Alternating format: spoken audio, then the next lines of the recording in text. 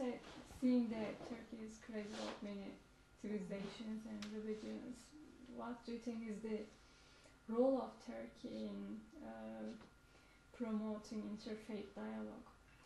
Well, the tone was set, the pattern was set by the Sultan back in the 15th century. To be at the synagogue in Istanbul was very moving. One of my dear friends here in Oklahoma City, actually, her mother was from Istanbul.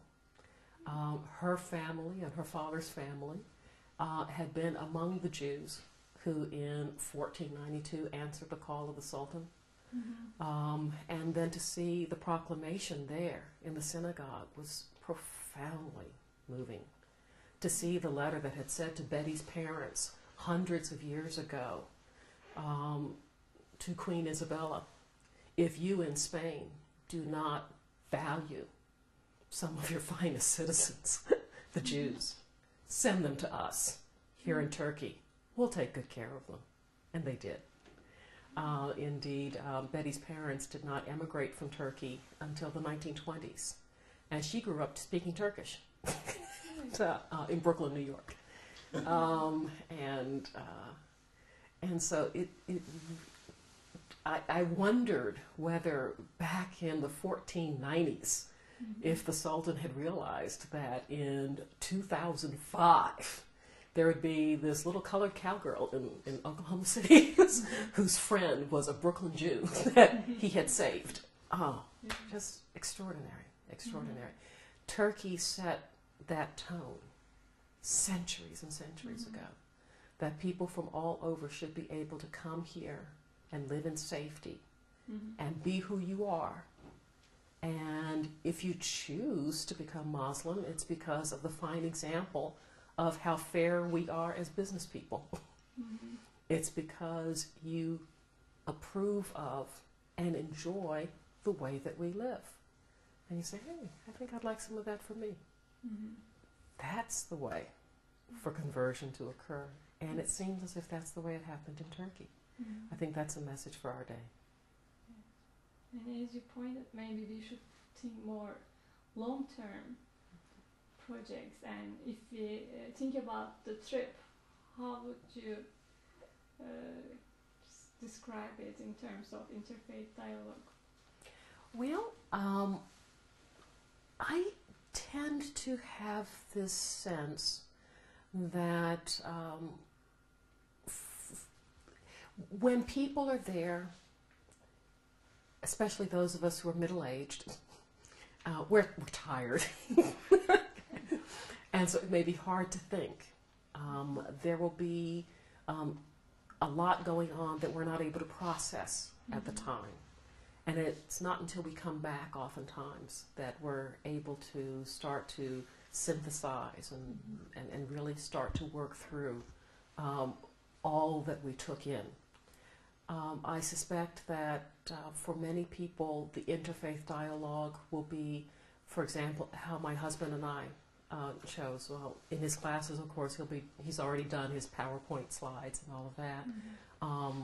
Mine will come out in some of my legal scholarship on arbitration and how Islamic values can be brought into discussions about business ethics without necessarily having to cite to Sharia or anything like that, but just acknowledging the morality of business transactions.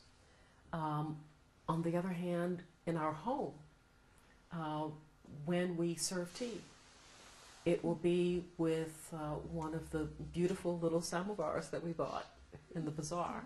And we chose something specifically that would give us an opportunity to be able to say, oh yes, we bought this in Istanbul, and let us tell you about the wonderful people that we met and the incredible hospitality that we had wherever we were. And oh, would you like a glass of water? Oh, why, here's this gorgeous picture. Let us tell you about the hospitality that we had.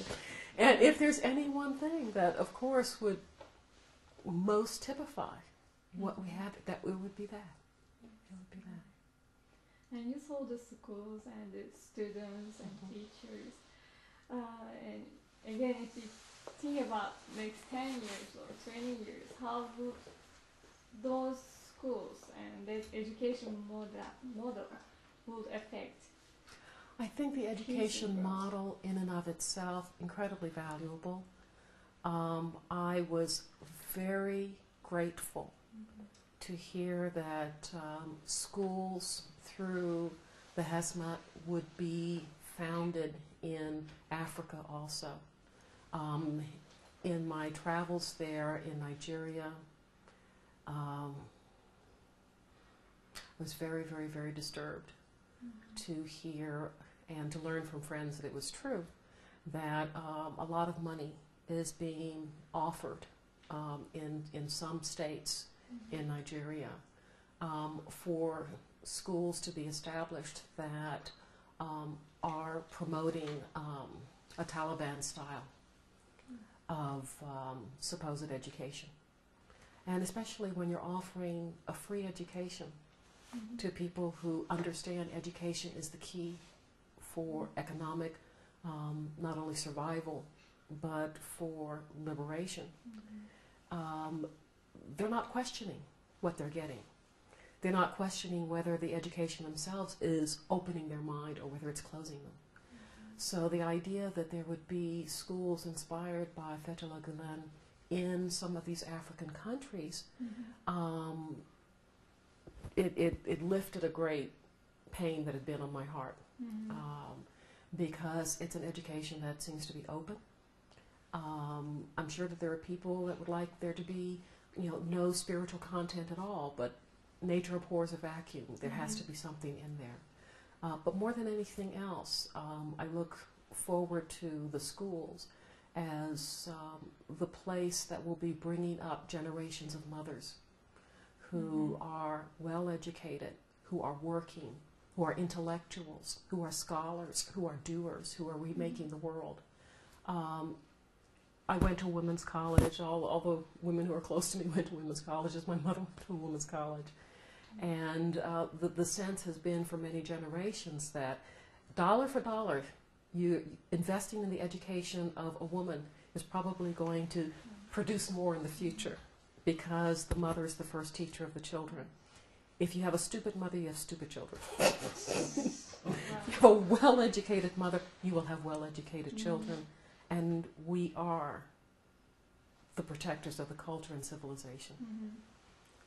We must have well-educated women, and it seems as if the schools are moving in that direction, and that makes me very happy.